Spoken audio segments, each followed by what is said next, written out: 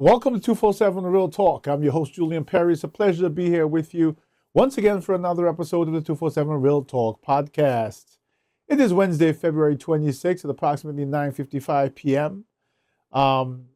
It was a great day in New York today, weather-wise. We were in the upper 50s, and it seems that after 4 years of very mild winters and this year being quite the opposite. We had a lot more snow and a lot colder days that we look forward to days that are 50 and above. It seems like a balmy summer day compared to what we've been through. Someone like myself who had the total knee replacement of my right knee and is suffering a lot with my left knee, which is yet to be replaced, appreciates the 50 plus degrees. I hope you guys had a great week since we last spoke. I hope all of you are doing well and you are keeping yourselves sane in the insanity of what's going on in our country today and in Washington, D.C. I've been doing the same, soaking in some of the news, trying to shield myself from other news. Giving you a quick update. Like I said, my knee is doing well. The one that was replaced is going through the normal process. I think it'll be about a year before it feels normal. That's what everyone else says, and based on the progression, how it's progressing, I think it'll take another 6 months to 8 months before it feels like my knee. Unfortunately, the left knee, which I need to hold up until the end of the year before I have that replaced, has not been behaving nicely. It's been very painful, and I've had to wear a very sturdy medical brace on it. But that's life, and we're not going to spend too much time on that. Just to give you a progress update. When I come back, I'm going to talk about the thought I had for this past week, and that is looking at what's going on in our country, what has happened since the change in Washington, D.C. Have we gone too far? Or do we still have a chance to stop this before it goes too far? So sit back, relax, and I'll be right back.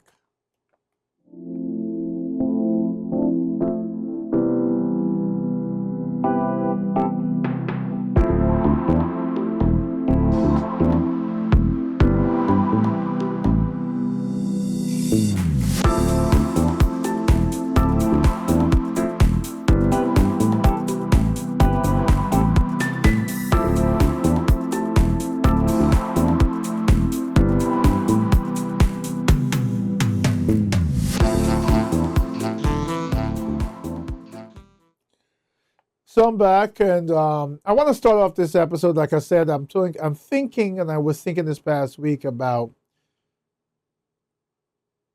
what has happened so far in terms of the firings, the layoffs, the devastation of people's lives, a budget that passed the House today that may or may not pass the Senate, and if it does become law and the president signs it, seems to suggest, I haven't read it, but from what people are saying, it seems to suggest that it will gut Medicaid and the Supplemental Nutrition Assistance Program, SNAP, leaving a lot of people, Republican or Democrat. Now that will affect a poverty level. It doesn't matter what party you come from. Those who voted for change will be impacted just as much as those who didn't. As I think about how this is going down, how we have members of or people in Washington, D.C. who are not even members of the cabinet sitting in on cabinet meetings and sort of making cabinet members afraid to speak their truth for fear of retribution. I want to preface the next few minutes I speak with you with a verse that comes to mind from the Bible. It's 1 Kings chapter 14, verse 9, and I'll read you the New King James Version, and I'll read it twice. It says, "But you have done more evil than all who were before you, for you have gone and made for yourself other gods, and molded images to provoke me to anger, and have cast me behind your back." I want you to take that in again. Listen to it carefully. 1 Kings 14, verse 9. But you have done more evil than all who were before you. You have gone and made for yourself other gods and molded images to provoke me to anger, and have cast me behind your back.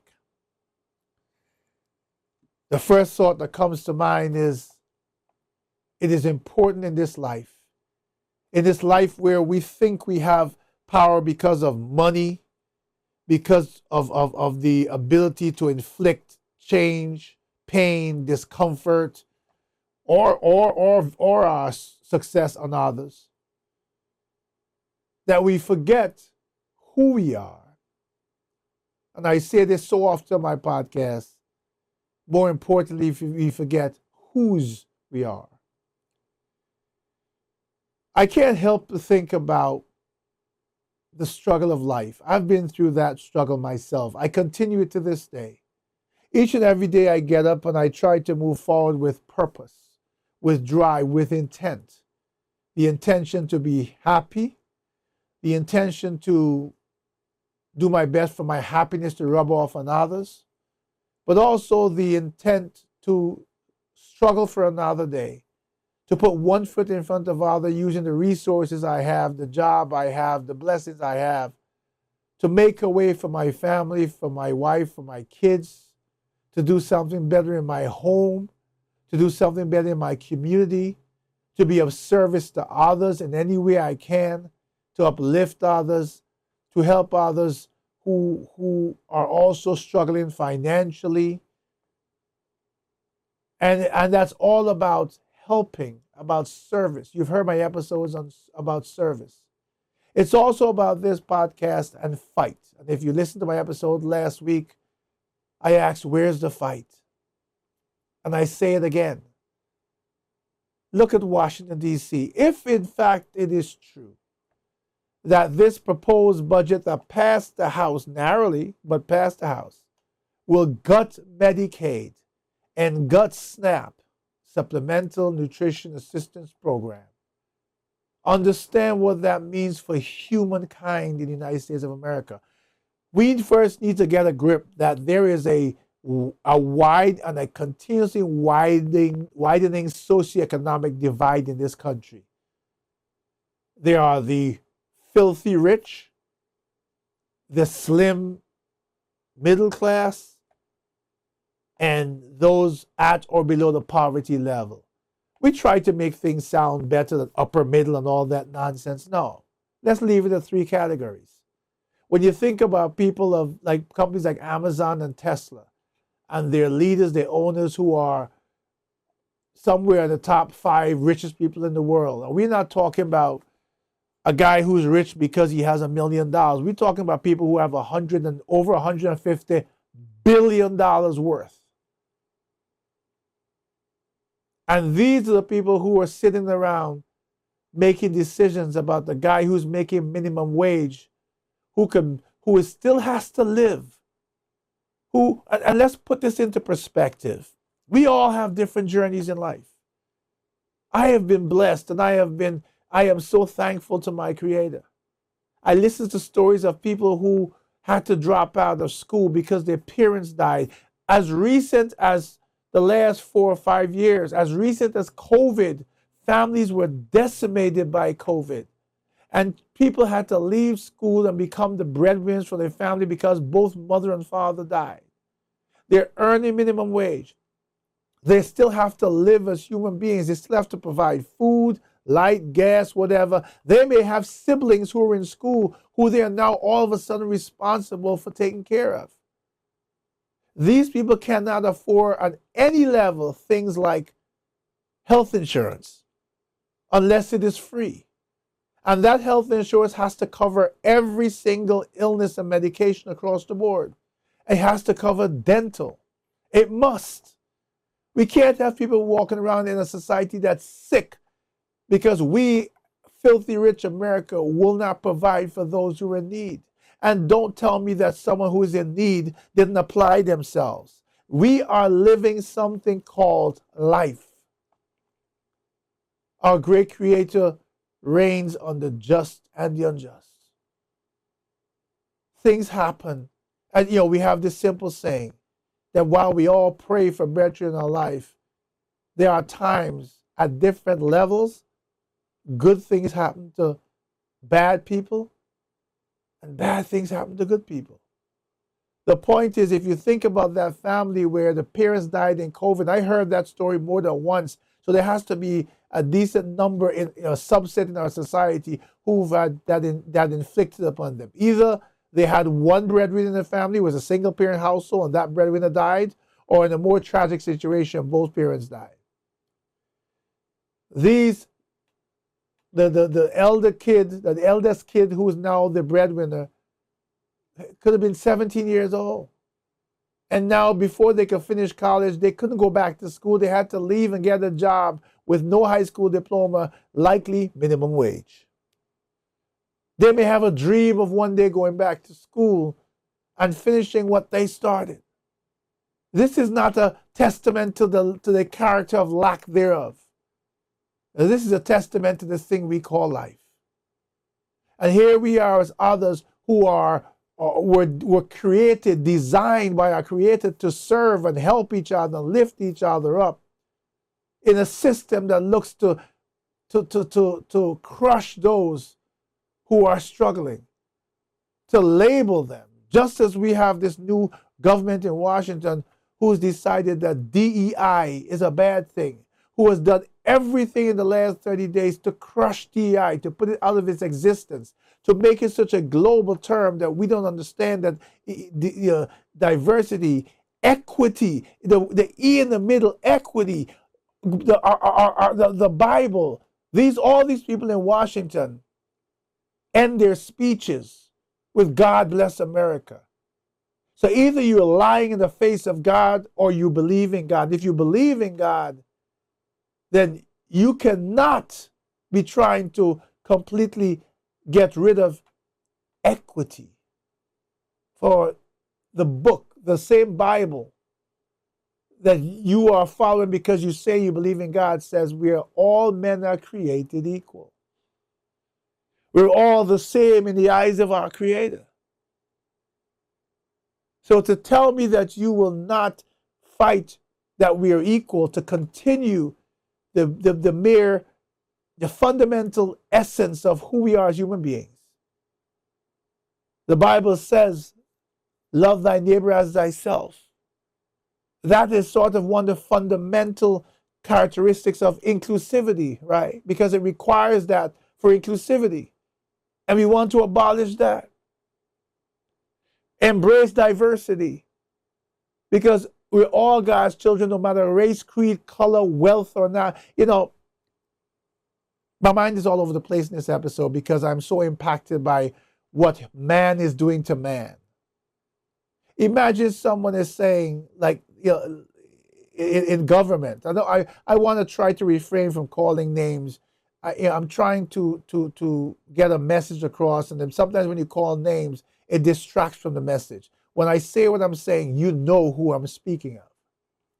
Someone who is a billionaire is deciding to cut $1 trillion from the budget. And in 30 days, without any in-depth studies of who does what, has looked around government and decided this is how I'm going to cut $1 trillion.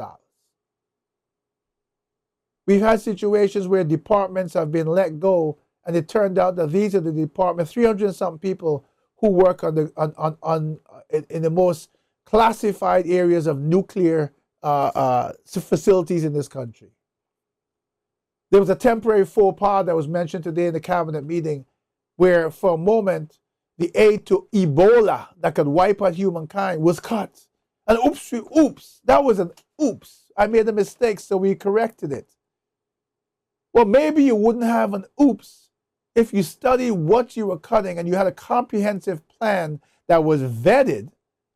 Maybe if you took the time to understand who does what in government. Maybe if you took the time to understand the complexities of government instead of just looking to see what departments you could gut and what regulations you could remove so that your private business can make you a trillionaire soon. So that all the departments that that hold you to regulatory standards that restrict you from doing things that are driven by the greed, the pursuit of wealth. You know, you guys remember Apple? iOS, the Apple, the iPhone. I'm sure many of you have one. There was a brilliant guy who was the head of Apple, Steve Jobs. I often remember Steve Jobs because the man was filthy rich. But he had a problem with his liver, I think it was. And when he was on the list for a liver transplant, he used that money that he had to buy his way to the top of a list to get a liver transplant ahead of others who were already on the list. This is the story I heard. Don't quote me, but this is how I stand it. But that's not the point of the story. The point is, he's still not here with us. This world is truly a here today, gone tomorrow world. This world and our lives are truly in the hands of our Creator, not in our own hands. What is amazing is that people who gain wealth, make money their God, and somehow completely forget that when they look in the mirror, what they see, they have no control over. If you stand in front of a mirror and you breathe on it, you get a fog, a mist that's in the mirror. Each time you breathe in the mirror, that represents a breath. There is someone more powerful than every one of us can make sure that the next time you breathe, there is no fog. There is no breath. All the things that you have acquired and crushed and humiliated and oppressed people with, all remain here. What is it, bragging rights? For me to say that I have $300 billion and I'm the richest man in the world, do I get to get some accolade on my tombstone? Do I somehow write a check and go when I die, wherever I end up, I'm able to cash that check? You know, I heard an interview. I think it was Mike Epps. I'm not 100% sure, but he was talking about ownership, and someone was saying, well, what they own, and he kind of alluded to saying, you don't own anything. You go out, you make your money, you buy all these fancy things, but you didn't pay to own them. You paid to rent them. And why did he say you paid to rent them? Because you're going to leave here and someone else is going to get all that stuff that you humiliated people by having. What is the point? You know, when do we get to a place in life where if we manage to be filthy rich in the billions, that we look at the value of what we have in monetary value versus our age and decide that we've climbed to the mountaintop and now it's time to climb down and help others on the way and lift others so they too may get a glimpse of that mountaintop before they have to make the journey down themselves again. What I'm trying to say is, you get to a point where you have too much money to spend, where if you bought everything you wanted in the world, you'd still be a billionaire. What is the point of greed? What is the point of wanting to become so filthy rich and being 80-something years old or 70-something years old? And the fact is that you're not spending this money every day because you have nothing to spend it on. All it is bragging rights on this earth. You know, my mother was a real believer in God. Everyone talks great about their mother, or most people, but she was really a beautiful soul and a person who lived her life in Christ. And I remember when she was sick, before she died, she made a statement to her pastor one day. She said, I know I'm going to heaven. That might be a presumptuous statement to some of us. But when I heard her say it, I felt that she had the right to say it because I knew how she lived her life. But what I heard in that moment when she said, I know I'm going to heaven, she was a billionaire without any earthly money involved. She was a billionaire because if her prediction was true, she was going to where the greatest wealth in our lives and after we leave here exists. The richest we can hope to be in this life is not about what we have. It's about who we are. It's about the love we extend to others. It's about the compassion we have for others. You've got to be one cold blah, blah, blah to just go to say, I want to save money. So I arbitrarily going to lay off and fire thousands of people.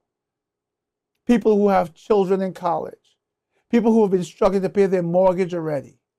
People who have sick families where their insurance doesn't cover all the medication and they use their income struggling to pay the balance so they can live, or for a mother or for a child to live, to lengthen their lives so they can experience the love of a sibling just a little bit longer. We, the people who elected these people to government, mean absolutely nothing to them. You didn't get that yet? We, you, them, whoever you want to point to. Those who elected this government. You who went to the polls and casted a vote for what we have now mean nothing to those that you elected. Don't you get it? If you're rich, then you did so because you're looking to get richer. Then you fall into the category of greed. You've forgotten that when you get sick and you lie in a hospital bed, it doesn't matter when the doctor comes to you and said, we've done all we can do, and you've got 3 days to live. What are you going to say to the doctor? Oh, hold on, doc. I'm not dying in 3 days. I'm a billionaire. I'm going to buy some more life, some more time. You can't. That's why one of the most precious things that we own in life, the most precious thing to us is time. Time that we can have another day to love those we've known on this earth. Time that we can have another day to bring joy and happiness to someone else. Time that we can have another day to add value to the lives that we've lived so that they have had meaning while we spent time on this earth. So the fact that you have all that money and that you are crushing the lives of people, you're using the hate in your hearts to hurt people. You're using what you think is your so-called smarts, your brain, to deceive people, to trick people, to make yourself even wealthier. What does it matter? You know, for quite a while after my mom died, I would post something on Facebook every year on our anniversary of her death. And I would in the body of the post after, I would post the link to a YouTube video, a song that means something to me and meant something to the person who wrote it. It's a song by Eric Clapton that I believe he wrote when he lost his son. And it's called Tears in Heaven. Would you know my name if I saw you in heaven? We can leave money to those who come after us. And those who come after us never survive long enough to enjoy the money. Then it goes to the state and it goes to people, and probably a ton of people who you struggled all your life to make sure couldn't have it. If I sound like I'm pleading, I am.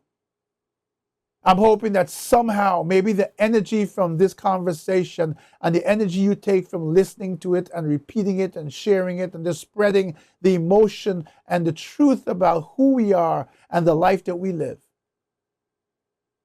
will somehow miraculously touch someone whose heart is so filled with greed and anger and narcissism and the pursuit of retribution, that they have lost sight of simply who they are. Who you are is not who you think you are.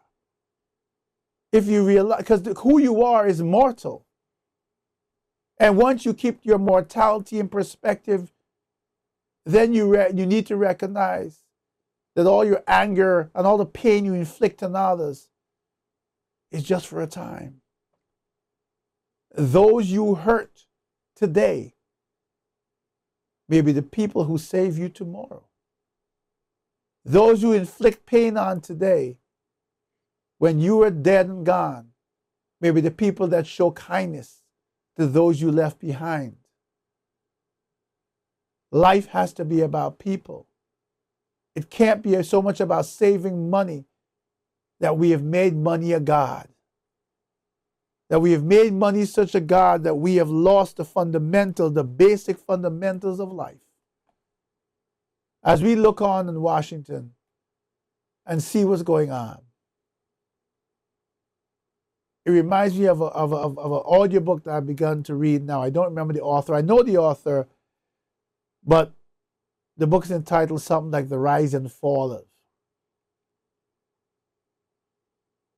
Many of you have different perspectives of what's going to happen in the days and months to come. But it is my belief, and I know it in the depths of my heart, that I say it every week, that nothing is happening here is a surprise to our Creator, who is still on the throne. And those who rise, you who have done more evil than all who were here before you, you who have gone and made yourself other gods, making money as a god, and molded images to provoke me to anger, and have cast me behind your back. I don't know how far these words will reach and whose ears they will fall upon. But take heed of 1 Kings chapter 14, verse 9. For I believe in the depths of my soul that they will become a reality. And those who stand today on the top of the mountain and act like dictators and rulers shall soon kneel before the Almighty. My mom used to say, what you do in this world, you pay for in this world. For me, my listeners, my subscribers, my supporters, all of us who are on a mission to heal and to help, stand strong. Despite the news that's coming in every day and the media twists and the things that seem to be going against you. The people who have been fired, the TV shows that have been canceled, the vision in front of us that looks like they're about to eradicate and erase even civil rights. Do not be dismayed, for we are not alone. Stand strong. If those we elected to fight for us are not fighting, then we must take up the fight. There's simple things you can do, like who you support, whose businesses you support. Show the value of your existence. Make our existence known. And when you've done all you can do, remember that Donnie McClurkin song? When I've done all that I can do, I just stand. We know the Almighty's got the rest. Thank you so much for another week and the pleasure and honor of being here with you. Have a great weekend, great week ahead. And it's so important, as I end my show, to remind you, take care of yourselves, and please take care of each other.